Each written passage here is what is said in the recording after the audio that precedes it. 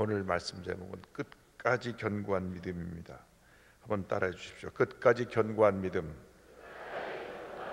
끝까지 견고한 믿음.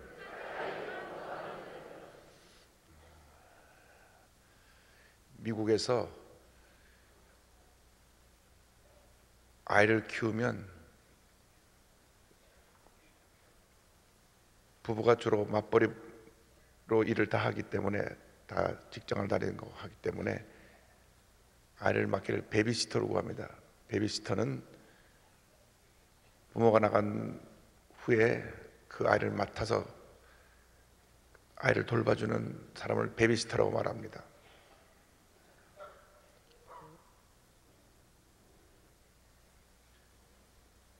우리가 예수를 믿고 난 다음 문제는 신앙이 자라나야 되는데, 늘 베이비시터가 필요한 그런 신앙인이 되어서 조금만 돼도 시험 들고 삐치고 교회 나온다 했다가 안 나온다 했다 하고, 동네방네 시험 들었다고 소문을 내고 상처받았다고 그러고, 그래서 어린애에게 돌보듯이 그런 분들을 돌보는데 너무나 많은 에너지가 소비가 됩니다. 문제는 예수를 처음 믿어서 신앙이 자리 잡기까지 1년 이내 그런 신앙생활하는 분들은 이해를 하지만, 예수 믿은 지 20년이 지나고 30년이 지났는데도 아직도 그 베이비시터를 돌보듯이 그분의 신앙을 돌봐야 된다면 그것은 큰 문제입니다. 더군다나 직분자가 돼서 자주 시험에 든다고 하면 그건 더 큰 문제입니다. 우리 신앙은 그리스도의 장성한 분량에 이르기까지 끊임없이 무한대 성장을 해야 됩니다. 성경에 우리의 신앙이 그리스도의 장성한 분량에 이르기까지 성장하라고 말씀하고 있는데, 성장하지 못하고 늘 자기중심적인 신앙생활을 하다 보니까 자기 뜻에 맞지 않으면 자꾸 시험에 들고 섭섭하고 상처받는다는 겁니다. 상처받는 원인이 밖에 있는 것이 아니에요. 내 안에 있습니다. 이 고린도 교회 사람들은 하나님께서 은사를 많이 주셔서 방언도 하고 예언도 하고 방언통역도 하고, 여기 보니까 언변과 그 지식이 풍족했다고 했어요. 그럼에도 불구하고 뭐가 문제였느냐? 그 고린도라고 하는 도시가 당시 한 60만 정도 다문화 민족이 살고 있던 항구 도시입니다. 여기에 무역하러 온 사람들, 장사꾼들, 또 활락가, 또 철학자들도 모여들고 불량배도 몰려오고, 온 단 민족이 와서 살고 있는 복잡한 도시였어요. 거기에 저들이 아프로디테라고 하는 여신을 섬겼는데, 이 신전에서는 신을 섬기는 그러한 그 예배의식 가운데 거기에 있는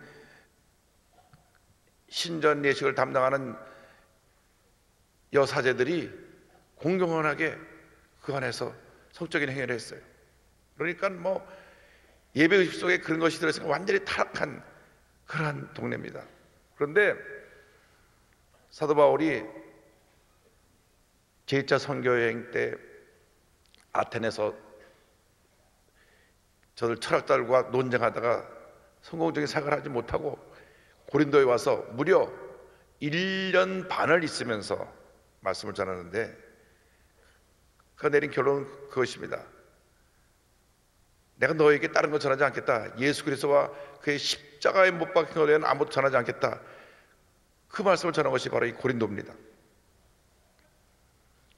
근데 거기서 1년 반 동안 지내면서 사도 바울은 자비량 선교를 했기 때문에 본인이 천막을 제조해서 천막을 만들어 갖고 팔면서 그 수입을 갖고 또 선교하고 했는데, 그 유명한 브리스길라 아굴라 부부가 같이 이곳에서 천막을 만든 겁니다.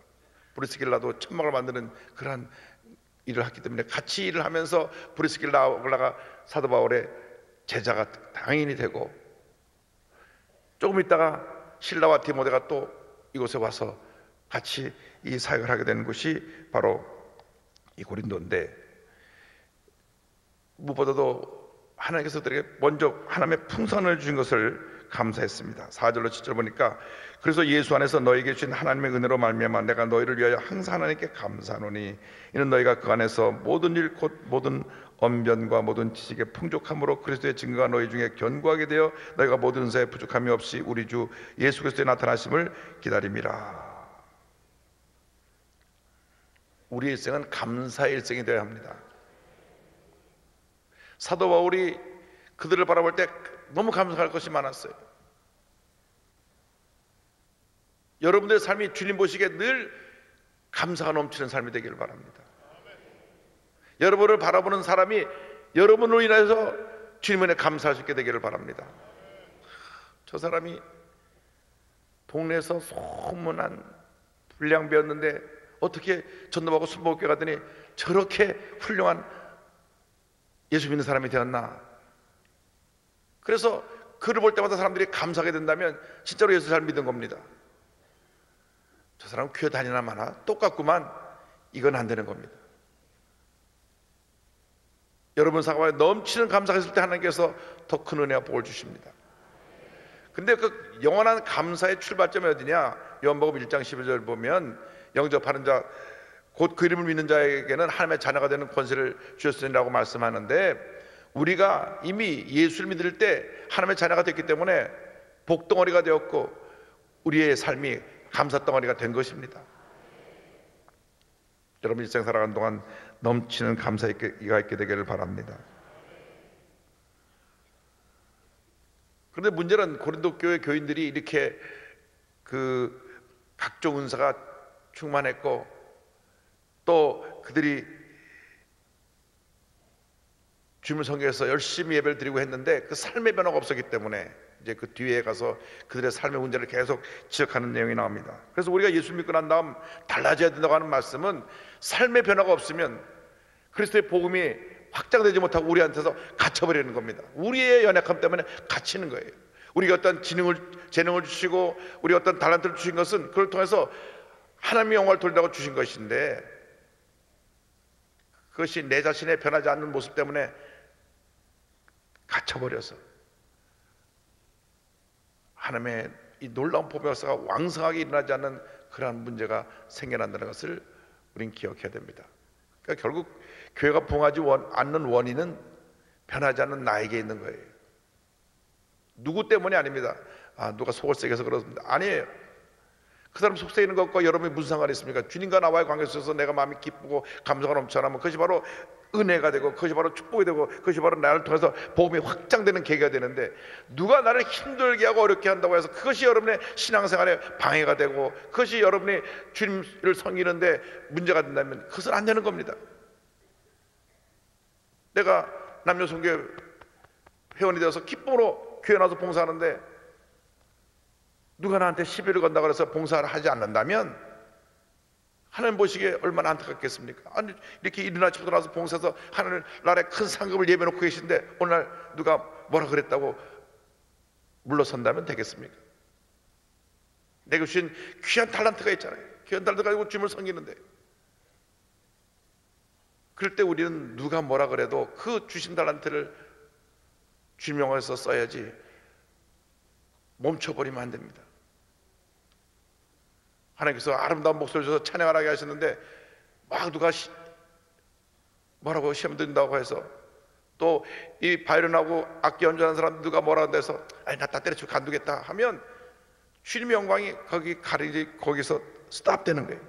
멈춰버리는 거예요. 봉사를 하든지 내가 교회 어느 부서에서 일을 하든지 전문 사역자로 내가 어서 무엇을 하든지 간에 맡기신 사명을 가지고 주님을 찬양하는데 딱 초점을 맞추면 주님께서 우리를 통해서 위대한 일을 이루실 것을 믿습니다. 교회를 섬기는 분들은 구역장으로 섬기든지 남녀 섬기 봉사원으로 섬기든지 찬양대로 섬기든지 시르벤에서 섬기든지 우리 장로의 직분을 받아 섬기든지 어느 직분을 받든지 간에 주님을 섬기는 일에 대해서는 타협이 없게 되기를 바랍니다. 내게 주신 은혜니까 주님 감사합니다. 기쁨으로 섬기기 원합니다. 한번 따라서 기쁨으로 섬기기 원합니다. 그래서 우리가 무엇을 붙잡아야 되느냐? 말씀을 붙잡아야 돼요. 여호수아서 1장 8절에 이 같은 말씀이 나옵니다. 다 같이 말씀 보겠습니다.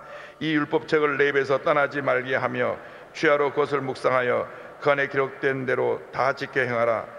그리하면 내 길이 평탄하게 될 것이라. 내가 형통하리라. 사람들의 얘기를 듣지 말고 주님의 음성을 듣는 여러분 되기를 바랍니다. 주님이 나에게 무엇라고 말씀하시는가, 그 말씀을 듣고 순종하면 그것이 하나님의 백성이 가야 할 길이고 복받는 길이라는 것을 잊지 말아야 합니다. 그래서 2019년 이 복받은 한 해 우리가 살아가는 동안 가장 중요한 것은 주님의 음성을 듣는 것입니다. 말씀을 듣는 것입니다. 여러분이 복된 것은 이 이른 새벽부터 나와서 말씀을 매일같이 듣기 때문에 첫날부터 12일 동안 계속 말씀으로 무장하기 때문에 복된 것입니다. 저는 강단에 설 때마다 하나님께 감사드립니다. 하나님, 이렇게 주님 백성들이 나와서 열심히 예배드리게 해서 감사합니다. 얼마나 감사합니까? 이렇게 이른 아침 나와서 예배드리고 주님을 찬양하니 하나님께서 하늘을 활짝 여시고 복의 복을 내려주실 것입니다. 둘째로 끝까지 경고케 하심에 대해서 말씀 나눕니다. 8절에 주께서 너희를 우리 주 예수 그리스도의 날에 책망할 것이 없는 자로 끝까지 견고하게 하시리라. 따라서 끝까지 견고하게 하시리라. 끝까지 견고하게 하시리라. 어떤 경우에도 여러분의 믿음이 흔들리면 안 됩니다. 자꾸 흔들리면 안 돼요.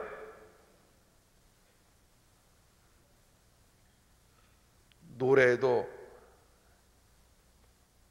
바람에 나는 갈대같이 그 마음이 변한다, 그런 노래가 있어요. 그러면 안 됩니다. 예수 믿는 사람은 바람에 나는 갈대같이 흔들리는 신앙 가지고 안 되고 꼿꼿하게 쫙 뻗어오른, 우리나라 대궐에나 질 수 있는 금강석 같은 큰 아름들이 그런 소나무처럼 여러분의 신앙의 절개를 지키고 견고해야 돼요. 누가 아무리 흔들어도 딱 믿음 지키고 움직이면 안 돼요.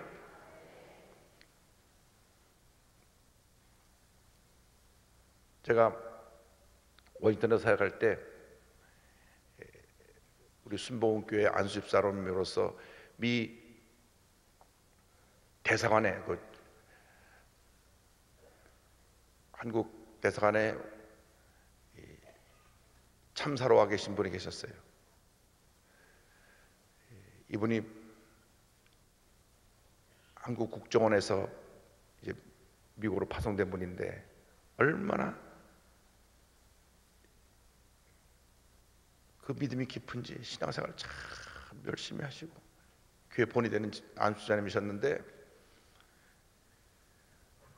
어느 날 저에게 그런 간증을 하더라고요. 목사님, 참 순복음교회 믿음 좋은 분이 참 많습니다. 제가 이 국정원에 있을 때 무슨 일이 있었냐면 순복음교회 조장님 한 분이 간첩 혐의를 받고 붙잡혀 조사를 받은 적이 있습니다. 근데 이분을 통해서 구역이 몇 개가 생겨나고 전도받은 분이 몇십 명이 되고 부부가 얼마나 헌신하고 충성하는지 아주 사람들에게 존경받는 그 집사님 네 분이었는데 어느 날 갑자기 그 남편 되는 분이 간첩 혐의를 받고 붙잡혀가서 6개월 동안 조사를 받았어요. 70년대 80년대 뭐 그때는 국가보안법이 세서 간첩은 다 사형이었고 약간 간첩 혐의가 있으면 붙잡아서 그 모든 걸 밝혀낼 때까지 풀어주질 않았습니다. 그런 참 힘들고 어려웠던 때가 있었어요. 뭐 힘들었다는 표현은 그렇고 하여간 이 철저한 보안법이 강화됐을 때가 있었습니다. 근데 이분은 간첩이 아니에요. 그런데 그분이 간첩 혐의하고 조사받다가 하니까 그분한테 전도받아가 구역장 된 분들이 떼거리를 몰려와갖고 부인한테 우리 교회 떠나라고. 이제 보니까 당신이 우리가 친절 베푸고 다 우리 포섭해갖고 우리 다 간첩 만들려고 그런 거 아니냐고. 알아보지도 않고 막 와서 막 그 부인한테 된 집사님한테 야단을 했습니다. 같이 와서 눈물로 기도해 드렸어야 되는데 내용도 알아보지 않고 우리 교회 떠나라고, 우리 떠나라고. 근데 그 여집사님이 하신 말씀이, 내가 순복음교회에서 목사님 말씀 듣고 구원받고 성령 받고 여기까지 왔는데 내가 구역장, 이 지역장 모든 거 다 내려놓겠지만 나는 내 신앙을 지키기 위해서 교회를 떠날 수 없습니다.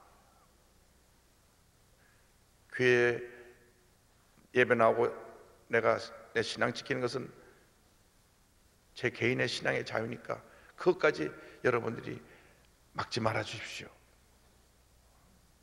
온갖 핍박 속에서도 예배를 안 빠지고 꼬박꼬박 예배를 나왔는데 6개월 후에 혐의 없음 무죄로 그냥 풀려나왔어요.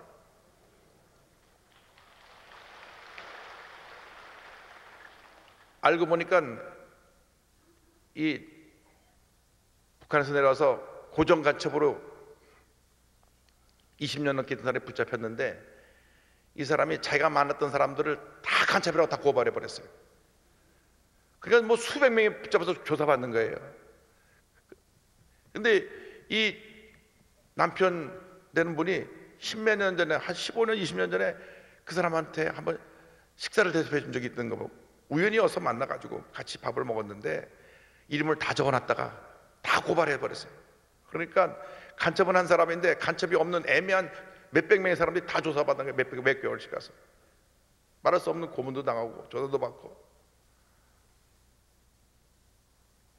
6개월 만에 무죄가 돼서 혐의가 없으면서 나오니까 그가 전도해서 그를 교회 떠나라고 했던 사람들, 그런 사람들이 고개를 들지 못한 거예요.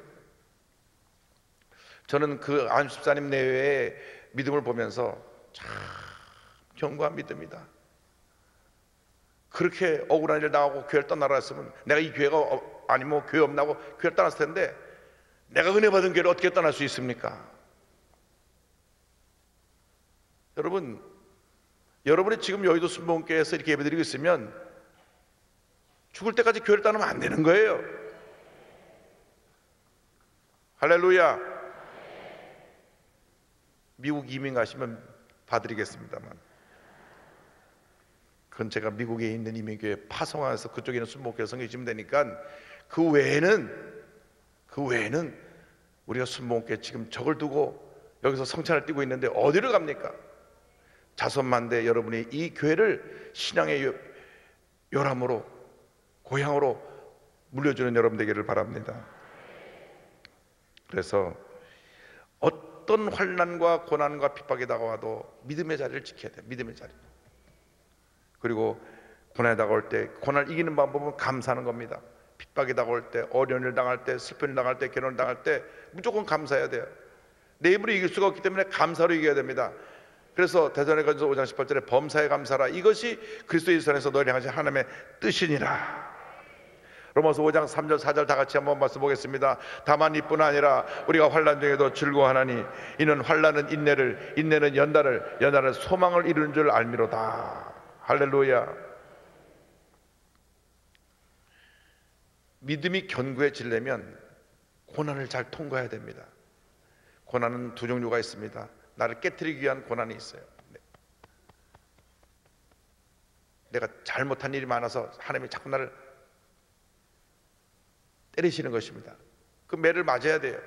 맞아야 우리가 하나님 앞에 올바른 길로 가는 주님 일꾼이 됩니다. 또 하나는 우리를 더 큰 사람을 만들어주기 위해서 일부러 허용하셔서 연단시키는 과정이 있습니다. 욥의 연단이 그렇습니다. 그를 더 큰 하나님의 사람으로 만들기 위해서 고난의 과정을 통과하게 하신 것입니다. 어떤 고난이 다가왔든 고난은 우리에게 유익입니다. 왜? 하나님의 사람으로 만들어져 가니까, 견고한 사람이 되니까. 그래서 신앙생활 하면서 여러분 시험이 다가올 때, 환난이 다가올 때, 문제가 다가올 때 주님 나에게 무슨 좋은 일을 주려고 이와 같은 연단이 다가옵니까? 주님 감사합니다, 감사합니다, 감사합니다, 감사합니다. 감사하는 여러분 되기를 바랍니다. 여러분 잘 아시는 미즈노 겐조라고 하는 날 때부터 뇌성마비로 온몸을 움직이지 못하고 눈 깜빡이는 거에는 아무것도 할 수 없었던 이 미즈노 겐조가 11살 때 완전한 이 뇌성마비로 말미암아 슬퍼도 눈물을 흘려도 눈물을 닦을 수가 없어요. 손을 못 움직이니까. 12살 되는 해 그 마을의 목사님이 그에게 성경책을 주고 갔는데 어머니가 읽어준 성경책을 읽고 예수를 믿게 되었어요. 본인은 날마다 죽고 싶었는데 온몸이 마비가 돼서 눈만 깜빡이고 있으니 죽을 수도 없어요. 그런데 예수를 믿고 나서 살 희망이 생겼습니다. 예수 믿고 나서 감사하기 시작했습니다. 여러분 온몸을 움직이지 못하고 눈만 깜빡이는데 감사할 수가 있겠습니까? 우리 교회 뇌출혈로 쓰러져 갖고 그 식물인간에 대해서 누워있던 우리 다이라고 하는 학생도 가서 교제하니까 제일 처음 할 수 있는 게 눈을 껌뻑이는 거더라고요. 목사님 말씀 알아들으면 눈을 한번 껌뻑 그러니까 눈을 껌뻑 그러더니 온 신경이 살아나고 지금 건강하게 회복됐는데 미즈노 겐조는 평생 눈을 껌뻑거리는 상태로 살다가 세상을 떠났습니다. 그런데요, 예수 믿고 나니까 그 마음에 하나님 은혜가 임해가지고 시를 쓰기 시작했는데 뮤라과의 도움을 받아서 시를 쓰는데 글자를 하나씩 읽어주면 눈을 깜빡깜빡거리고 깜빡거리는 때 어머니 받았습니다. 받았었어요. 우리나라 식으로 말하면 기억 니은 디귿 리에서 디귿하면 디귿 받아쓰고 아야어에서 아 받아쓰고 이렇게 받아 적어가지고 시를 썼는데 그렇게 쓴 시 그리스도를 알기 위함이라는 걸 깨달았습니다는 시를 내가 읽어드릴게요. 병으로 쓰러졌던 그때에는 눈물이 흐르고 슬펐지만 영의 아픔을 치유하시는 그리스도를 알기 위함이라는 걸 깨닫고 기쁨과 감사로 바뀌었습니다. 친구에게 외면을 당하는 그때에도 밤에 잠들지 못할 만큼 원망스러웠지만 영원히 변치 않은 친구 대신 그리스도를 알기 위함이라는 걸 깨닫고 기쁨과 감사로 바뀌었습니다. 실수했다는 그때는 마음이 혼란스러웠지만 모든 것을 속죄하신 그리스도를 알기 위함이라는 걸 깨닫고 기쁨과 감사로 바뀌었습니다. 두 편만 더 소개합니다. 힘들지 않았다면, 만약 내가 힘들지 않았다면 하나님의 사랑을 몰랐을 테지. 만약 많은 형제자매가 힘들지 않았다면 하나님의 사랑을 전하지 못했겠지. 만약 주 대신 예수님이 고난받지 않으셨다면 하나님의 사랑을 나타낼 수 없으셨겠지. 그만 우세요. 그만 우세요라는 시를 읽으면서 제 마음이 짠했습니다. 어머니를 잃은 나를 위해 울지 마세요. 어머니가 돌아가셨던 후에 쓴 시입니다. 더 이상 울지 마세요. 마음속은 이상할 정도로 잠잠합니다. 그리스도가 나와 함께 하시기 때문이겠죠.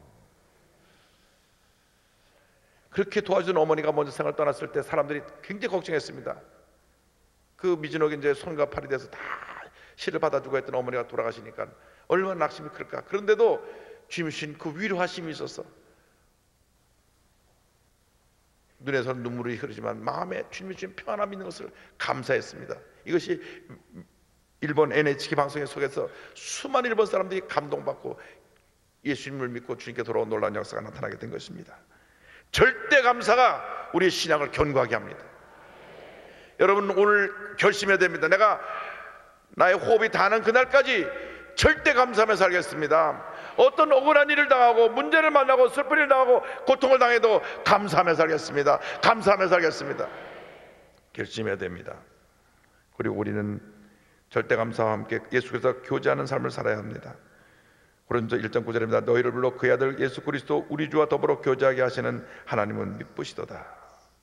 주님과의 교제를 방해하는 것이 무엇입니까? 죄입니다. 죄와 싸워야 합니다. 주님과의 교제를 가로막고 우리를 늘 슬프게 하고 우리를 늘 염려하게 하고 늘 상처 입히고 늘 주지 않게 하는 것이 죄입니다. 죄와 싸워야 되는데 내 힘으로 못 싸우니까 성령 충만 받아서 말씀 붙잡고 싸워야 됩니다. 예수의 보혈을 이어가고 싸워야 됩니다.